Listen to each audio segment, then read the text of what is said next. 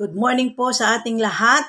Oras na upang pakinggan po natin ang salita ng ating Panginoon, and let us open our Bible in the book of Isaiah chapter 54 verse 1 to 3. Ang sabi niya dito, "Sing, barren woman, you who never bore a child, burst into song. Shout for joy, you who were never in labor, because more are the children of the desolate woman than if her who has a husband. Says the Lord, enlarge the place of your tent, stretch your curtains wide, do not hold back, lengthen your cords, strengthen your stakes, for you will spread out to the right and to the left. Your descendants will dispose his nation and settle in their desolate city." Tayong lahat ay manalangin. Father God, nabasa po ang iyong mga salita. Tulungan mo, Panginoon, ang iyong lingkod na may bahagi ng iyong mga salita, Panginoon, at magkaroon ng katugunan ang lahat ng aming pangangailangan sa pamamagitan ng mga salita mo na aming mapapakinggan ngayong umagang ito. Mandalangin po namin ang iyong banal na Espiritu ang siyang manahan sa bawat isa sa amin, at hayaan mong i-enjoy po namin ang pakikinig namin ng iyong mga salita. Ito po ang aming hiling sa matamis na pangalan ni Jesus. Amen. Ang ating pong tema ngayong umagang ito ay enlarge our territory o enlarge your territory, mga kapatid. Sa ating pong teksto na ating binasa ay itong bahaging ito na sinulat na Isaiah ay malinaw na kinakausap ng Diyos ang mga taga-Israel na dinala sa pagkabihag sa Babylonian dahil sa kanilang katigasan ng kanilang mga puso o pagsuway sa kalooban ng ating Panginoon. Sa talatang ito, inahalintulad na Isaiah ang Israel sa isang baog na babae. Ibig sabihin, ito ay hindi magkakaanak. Ang sumpa at kahihiyan ng baog na babae ay lubos na mawawasak, at ang Israel ay magiging masaya, magiging mabunga, mga kapatid, at ito ang sinabi niya sa kanyang kasulatan. Kaya inuutos niya ang Israel na umawit at magsaya dahil ang pagpapala ng Diyos ay igagawad na sa kanila. Purihin ang ating Panginoon. Atin pong mababasa dito sa ating pong teksto, mga kapatid, sa verse 2, ang sabi niya, "Gumawa ka ng mas malaking tolda. Palaparin mo ang kortina niyon, huwag mong lagyan ng hangganan ang dakong iyon, pahabain mo ang mga tali, ibaon mo ng malalim ang mga pantulos, sapagkat kakalat kayo sa buong daigdig, ang kinin ng inyong lahi ang ibang mga bansa, at pananahanan nila ang mga lungsod doon, at iniwanan. Puri ng ating Panginoon. Katulad ng sinabi ko kanina, pagkatapos na sila ay nagtagumpay, na sila ay nanalo sa digmaan, mga kapatid, pagkatapos pinagpala, pagkatapos iblines ng Panginoon ang Israel, mga kapatid, inuutos niya na ang sumpa ng pagkabaog ng babae nito sa verse 1 ay mapapalitan ng kasiyahan. Kaya nga sinabi niya, shout for joy, na sila ay magsaya dahil sila na po ay naging malaya. Tandaan po natin ito, mga kapatid, katulad ng mga sinabi sa verse 1, mapapalaya na tayo sa ating pagkabihag sa mga bagay-bagay na umaalipin sa atin o kawalan ng pag-asa, mga bagay na nagpapahina sa atin para tayo ay hindi makahayo, para hindi natin ma-spread ang salita ng ating Panginoon, para ma-enlarge ang ating mga territory, yung desire natin na ito sa mga oras na ito, katulad ng verse 1, wawasakin na ng ating Panginoon at papalitan na ito ng pagtatagumpay. At dapat nating kilalanin na itong mga pagkakataon na ito ay sandali lamang, at tiyak na darating ang walang hanggang pagpapala at kaginhawaan at kasiglaan saan para gawin ang iniutos ng ating Panginoon sa atin, to enlarge our territory, mga kapatid, para mapalaganap ang ang gawain ng ating Panginoon sa mundong ito. Mula sa hindi mabunga tungo sa mabungang buhay, purihin ang ating Panginoon. From sadness to joy, from fear to faith, from shame to fame, at magkakaroon tayo ng full confidence that God is always with us, na i-enlarge po natin ang ating territory, yung palalawakin natin ang ating territory, mga kapatid, palawakin natin ang ministry, palawakin natin ang ating gawain, at meron po tayong full confidence na magagawa natin to enlarge our territory dahil ang Panginoon ay nasa atin. Purihin ang Diyos. Bago ang verse 2, mga kapatid, nagtagumpay ang mga Israel. Bagong buhay, bagong paglago, at bagong pamumuhay ang nais ng ating Panginoon. At ang sabi niya sa verse 2, mga kapatid, enlarge your territory. Kaya nga sinabi niya dito sa ating teksto, mga kapatid, na gumawa ka ng malaking tulda. Ito ay utos ng ating Panginoon pagkatapos na pinagpala sila,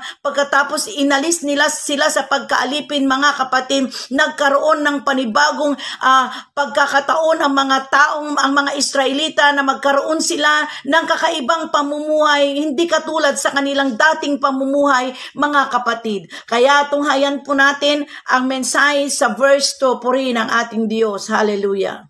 Ang sabi niya, gumawa ka ng mas malaking tulda.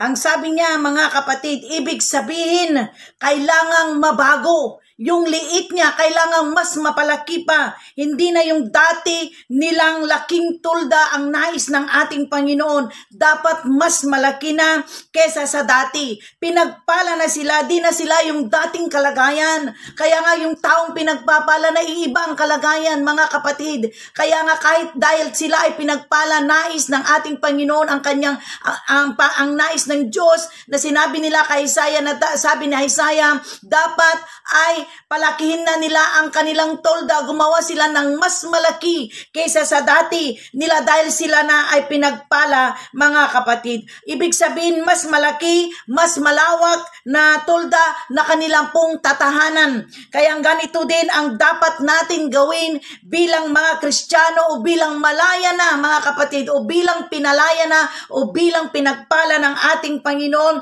Yung dati nating ginagawa, yung liit nating pagkilos, yung liit nating paggawa sa ministry ng ating Panginoon, yung ating pong katamaran sa paggawa ng mas malaki pang ministry na gusto ng Diyos sa atin, mga kapatid, kailangan na ito ay mabago na. Dahil ang sabi ng Diyos, gumawa ka ng mas malaking tolda. Ibig sabihin, kailangan ma-spread natin, kailangan mapalawak pa ang ating nasasakupan, mapalawak pa ang ministry na nais ng Diyos na ipagawa o nais nating gawin para sa gawain ng ating Panginoon.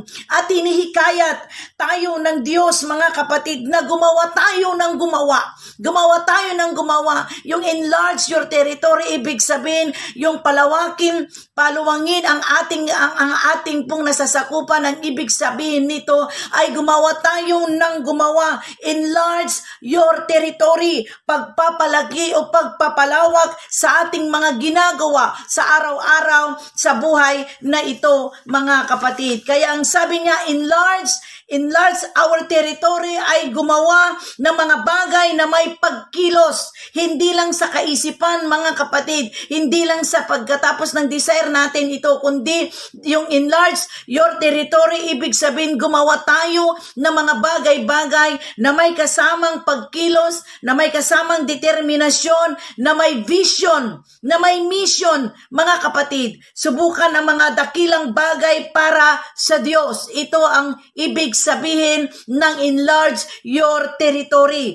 Enlarge our territory ay isang paghihikayat na mag-isip tayo ng mas malaki pa. Yung mag-isip tayo, magkaroon tayo ng vision na mas malawak pa ang ating pong magagawa sa kaharian ng ating Panginoon.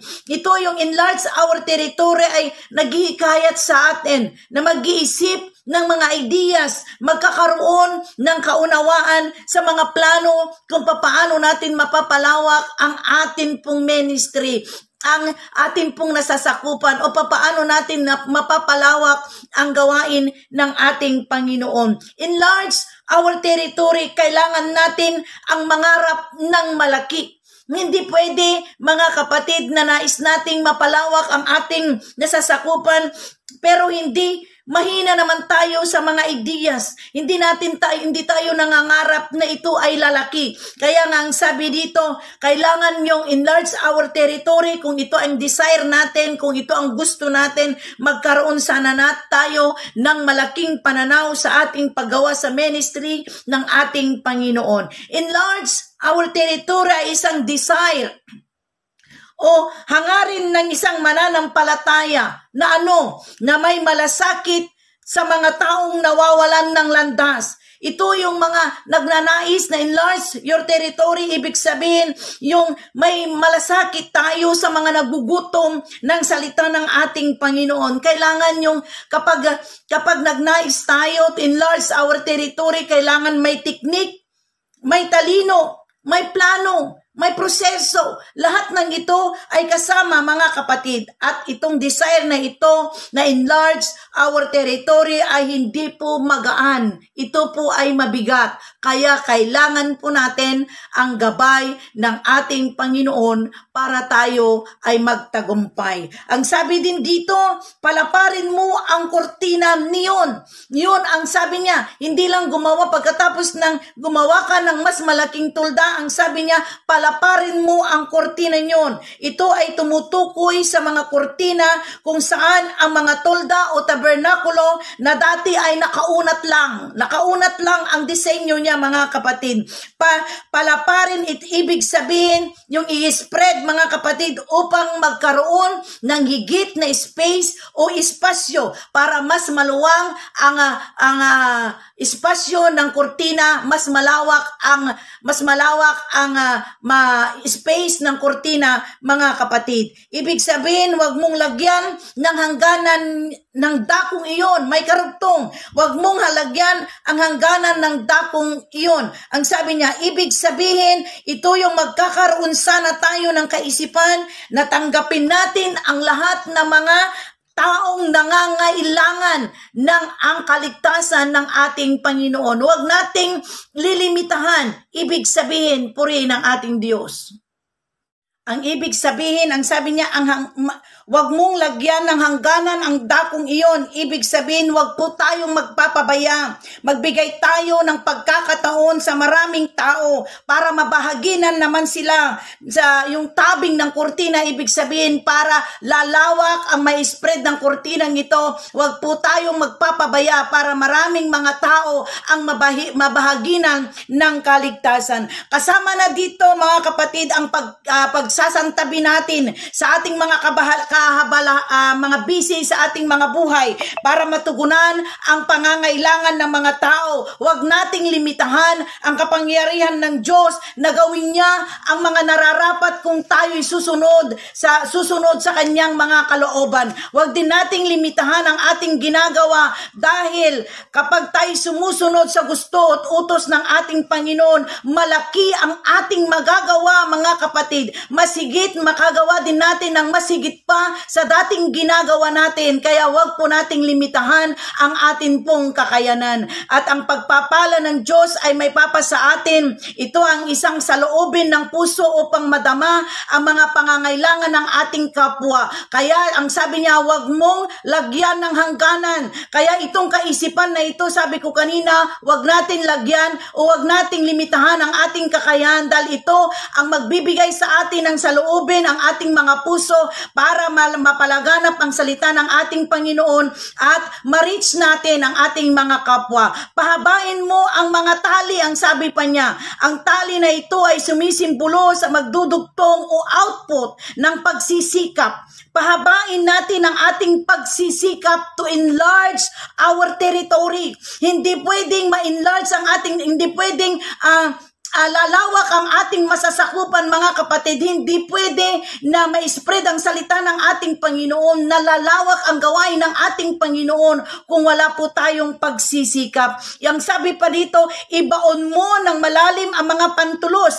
Ibig sabihin, ito yung haligi ng tent. Ibig sabihin, ito yung pundasyon, mga kapatid. Ibaon mo ng malalim. Ibig sabihin, kahit dumating man ang malakas na bagyo o hangin, hindi ito mabubuwal, hindi po ito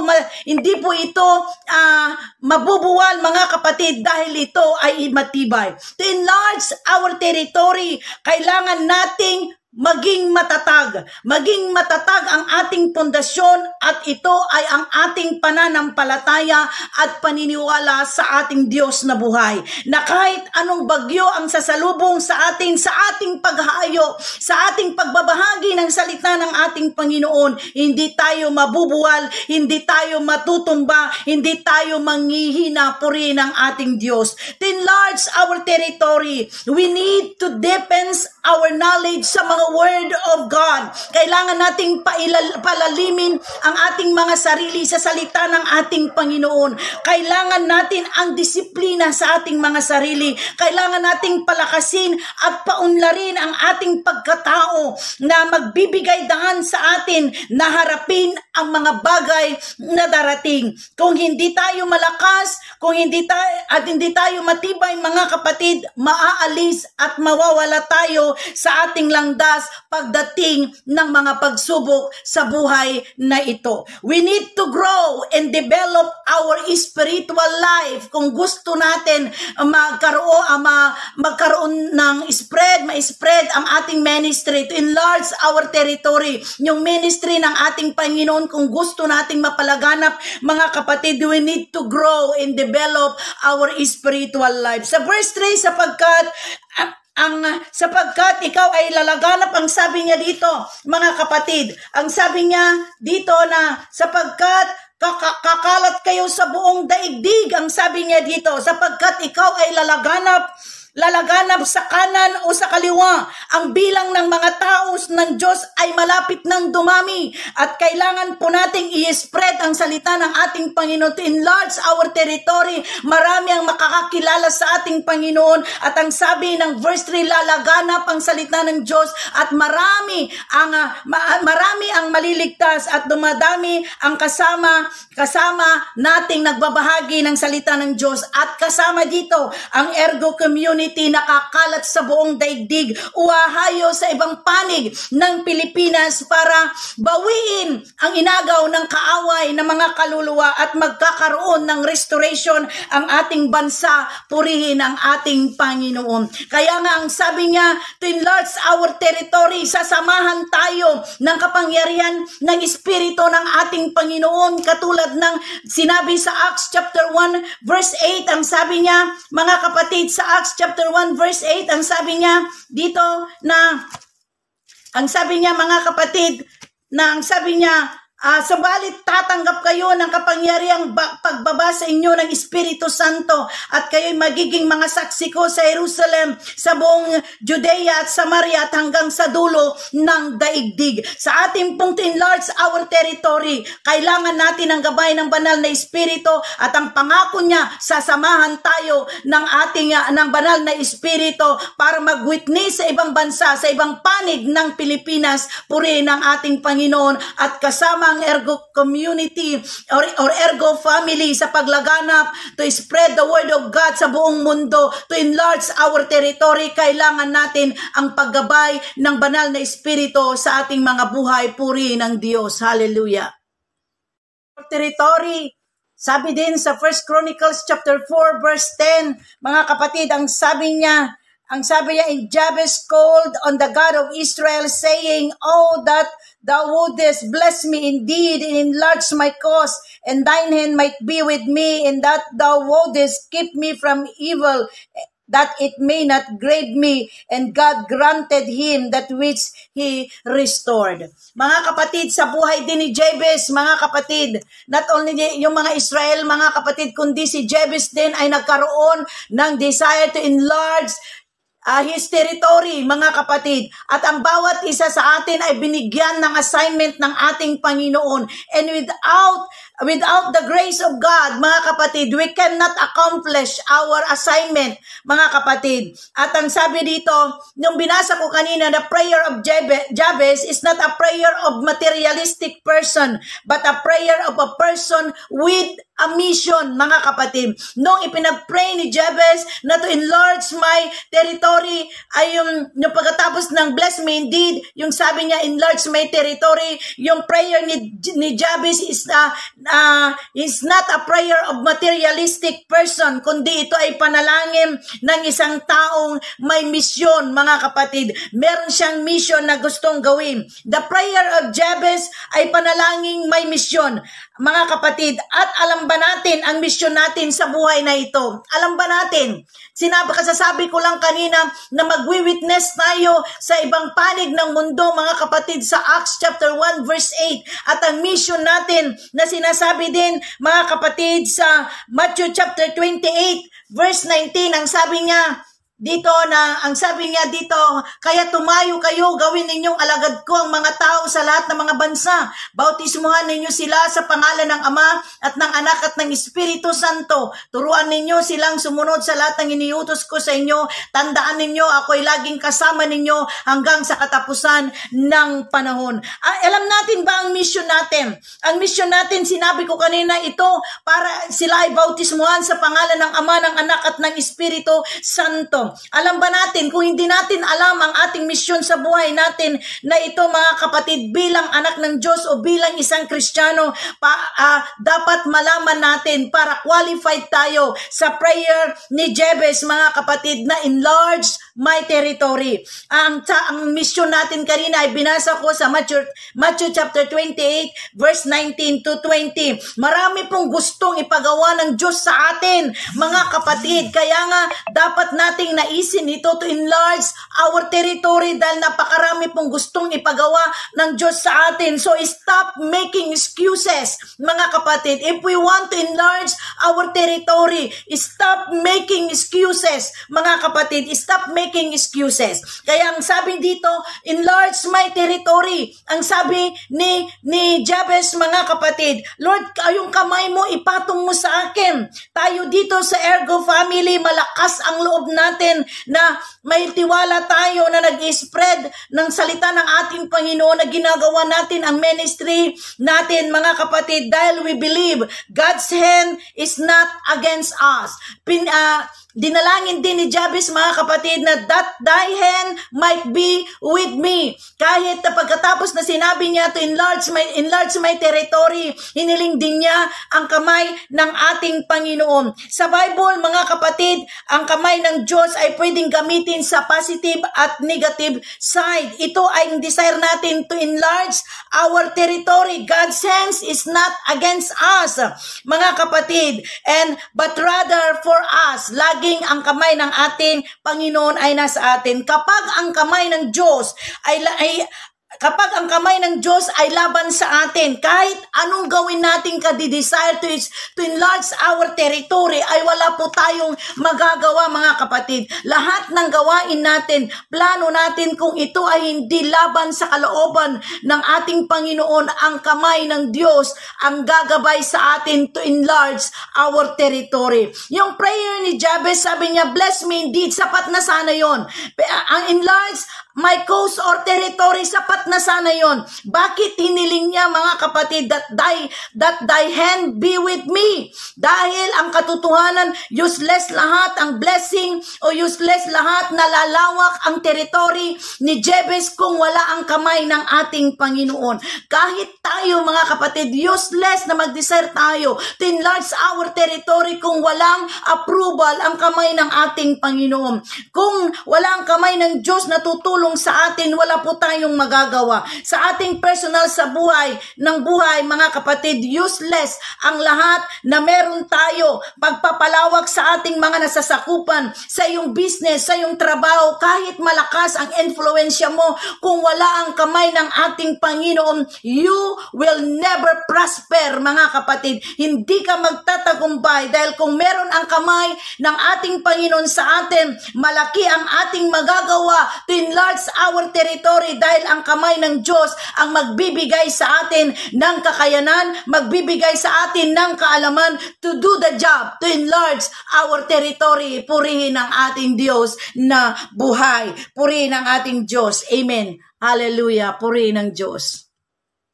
Ang prayer ni Jabez, mga kapatid, ang laki ng blessing niya, ang luwang ng kanyang nasasakupan na ibinigay ng Diyos sa kanya at nakita niya hindi niya kayang pamahalaan ang mga bagay na ito without the hands of God. Kaya ang nakita niya hindi niya kakayanin ang lahat ng mga ito kung wala ang kamay na tutulong ng ating Panginoon sa kanya. Kaya ang sabi niya, that thy hand might be with me. Amen. Amen. Purihin ang ating Panginoon. You receive the approval of Jesus to enlarge our territory, and because He approves sa ating ginagawa, ina-approve niya ang ating ginagawa, mga kapatid, na habang tayo in-spread natin ang salita ng ating Panginoon, pinapalawak natin ang gawain ng ating Panginoon, may approval ang kamay ng ating Panginoon. Mga kapatid, He is willing to provide everything we need. Purihin ang ating Diyos. Kaya wag nating gawin ang isang bagay na walang approval ang ating Panginoon. Masasayang din ang lahat ng ating ginagawa. Kaya yung ating pong desire na to enlarge our territory, na sana gagamitin tayo sa kanyang kaubasan, sa ministry ng ating Panginoon dito, whatever the ministry we have, mga kapatid, without the approval of Jesus, without the approval of God, mga kapatid, wala pong saysay at wala po tayong magagawa. Kung ang favor at approval ng Panginoon ay nasa atin, wala po tayong dapat ipangamba dahil kayang hipuin ang kamay ng Diyos ang puso ng tao to provide everything we need. Sabi ni Pastora Daisy, may mga plano na pupunta sa ibang lugar na magbi-mission to spread the word of God, to share the words of God. At ang sabi niya, pinaghahandaan na ito at pinaplano na ito, at naniniwala po ako, mga kapatid, kung ito ay may approval ang kamay ng ating Panginoon, yung plano na yan, yung vision na yan, yung vision na yan ay magkakaroon ng katuparan sa darating na panahon at ito ay magtatagumpay.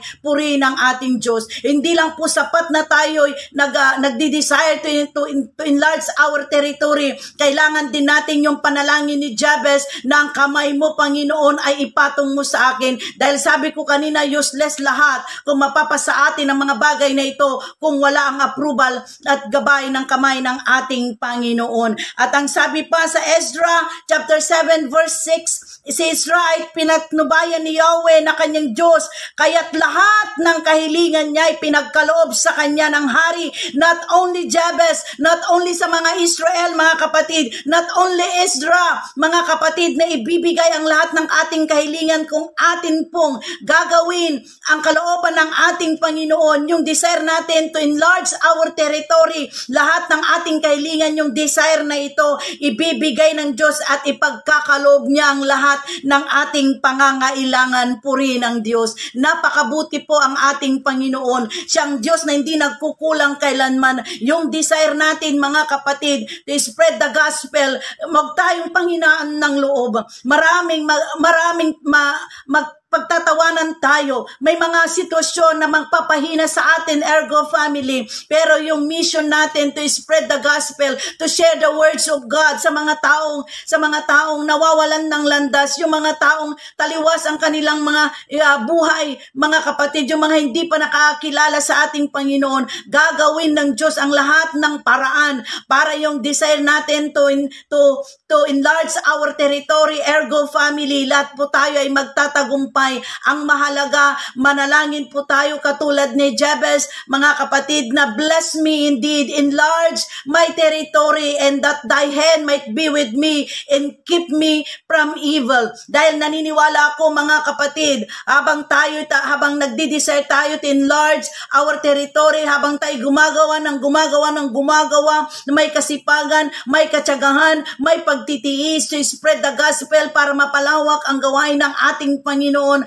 Kapag tayo gumagawa ng kalooban ng ating Panginoon, mas attract tayo sa gawa ng kaaway. Ina-attract tayo sa paningin ng kaaway. Kaya nga yung panalangin ni Jabez, mga kapatid, after na binigay ng Diyos na enlarge ang kanyang territory, binagpala siya, mga kapatid. Yung kamay ng Diyos ay nasa kanya kung bakit last ang kanyang kahilingan na keep me from evil. Dahil alam ni Jabez, mga kapatid, na habang siya'y gumagawa, dahil siya'y masipag sa paggawa, mga kapatid, tayo rin kapag tayo masipag sa paggawa ng kalooban ng ating Panginoon, kapag tayo maging matyaga, kapag tayo ay laging masaya at laging masipag, laging magkaroon tayo ng encouragement sa puso natin na kahit anong sitwasyon natin ay may palaganap ang gawain ng ating Panginoon para ma-spread ang gawain ng ating Panginoon sa kahit anong sitwasyon, sa kahit anong bagay. Mga kapatid, attracted po tayo sa paningin ng kaaway. Kaya dapat ang ating pong panalangin lagi ay panalangin natin, mga kapatid, ay lagi nating sinasabi, Lord, let me not be afraid when evil cometh. Yan sana ang panalangin ng bawat isa sa atin, mga kapatid, para tayo ay magtagumpay habang tayo gumagawa, habang nagdi-desire tayo ng ating pong ministry sa buhay na ito to enlarge our territory. Kailangan natin ang panalangin na ito, keep me from evil, at sasabihin sana natin every day in our lives, Lord, let me not be afraid when evil cometh. Purihin ang Diyos. Hallelujah. At ito na po ang ito na po ang conclusion ng ating mensahe ngayong umagang ito. Enlarge our territory. If you stop growing and expanding spiritually, the tendency is to grow cold. Ikaw ay lalamig. Sa ating church, kung humintot na tayo sa pagsusulwining, mga kapatid, magiging cold po tayo. Kahit sa business, applicable din po. If you don't innovate, if you don't aim higher, if you don't innovate, mga kapatid, at kung hindi ka mag-iisip ng mga ideas, hindi mag-grow, hindi mag-expand ang iyong business. Growth is not an option. It is necessary, mga kapatid, o ito ay dapat at ito ay nararapat. As a church, if we don't evangelize, hindi tayo lalago, hindi po tayo dadami. Kung hindi natin, kung wala sa atin itong kaisipan na enlarge our territory, mga kapatid, ibig sabihin kung hindi na tayo mag-evangelize, hindi po tayo lalawak. Learning the Bible is necessity, not an option, mga kapatid. Habang tayo nagbabasa ng salita ng ating Panginoon, marami po tayong matututunan para magkaroon sa atin ng courage, mga kapatid, na magbahagi ng salita ng ating Panginoon. We need to grow. Yan ang ibig sabihin na to enlarge our territory is, ibig sabihin we need to grow, at yan ang ibig sabihin nito, mga kapatid. Lahat po tayo ay binigyan ng gift. That's why the Bible says in 2 Timothy chapter 1 verse 6, wherefore I put thee in remembrance that thou stir up the gift of God which is in thee by the putting of one of my hands. Binigyan po tayo ng Panginoon, mga kapatid, ng kakayanan.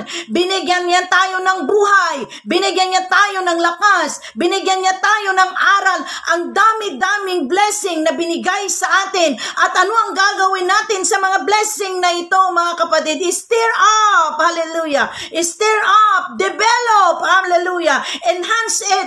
Involve yourself to ministry. Hindi po, sabi ko kanina, stop making excuses resources, mga kapatid, at i-involve natin ang ating sarili sa ministry. Kung ating inaasam to enlarge our territory, stir up yung gift natin, yung kakayahan natin, yung aral na meron tayo. Involve yourself, hindi lang mga kapatid sa desire natin, kundi i-involve natin ang ating mga sarili to spread the gospel, to witness, mga kapatid, sa buong mundo, to share the word of God upang mas marami pa ang makakilala sa ating Panginoon. Para yung mga Kristiyano, mga kapatid, kapag i-involve natin, mga kapatid, ang ating sarili sa ministry, para yung mga ating pagka-Kristiyano natin ay maranasan din ng iba. Kapag nag-spread ang salita ng Diyos, maraming tatanggap sa salita ng ating Panginoon. Yung desire natin na to enlarge our territory, kung i-develop natin ang ating spiritual na buhay,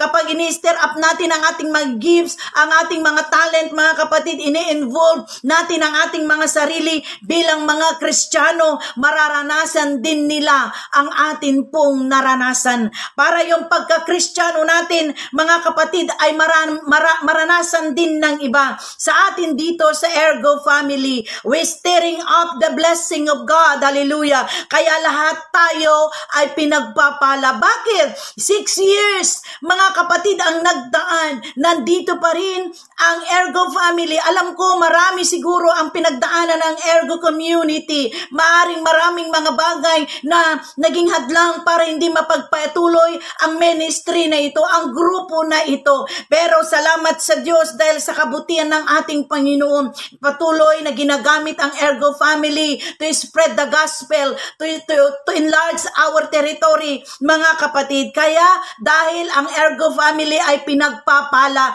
purihin ang ating Panginoon. 6 years, yung kamay ng Diyos, yung approval ng Diyos sa grupo na ito ay nandun. Kaya nga nakaabot ng 6 years anniversary, and praise the Lord, lahat tayo ay pinagpala, purihin ng ating Panginoon. Kaya nga sabi ko kanina, nung itinatag ninyo ang Ergo, maaaring maraming hadlang, pero dahil may approval ang ating Panginoon, dahil yung vision ng grupo na ito, yung mission niya is to enlarge the territory, our territory, God's territory, mga kapatid, the approval of God, the hands of God ay nandun. Kaya nga naabot ang 6 years anniversary ng Ergo community. Yung blessing na ating pong nararanasan dahil tayo pinagpala, hindi lang para sa ating sarili, hindi po tayo self-centered, Ergo family. We're stirring up the gift. That's what we can do. Amen. Hallelujah. Let others be blessed with your blessing. Stir up the gift. Enlarge our territory. Purihin ang ating Panginoon.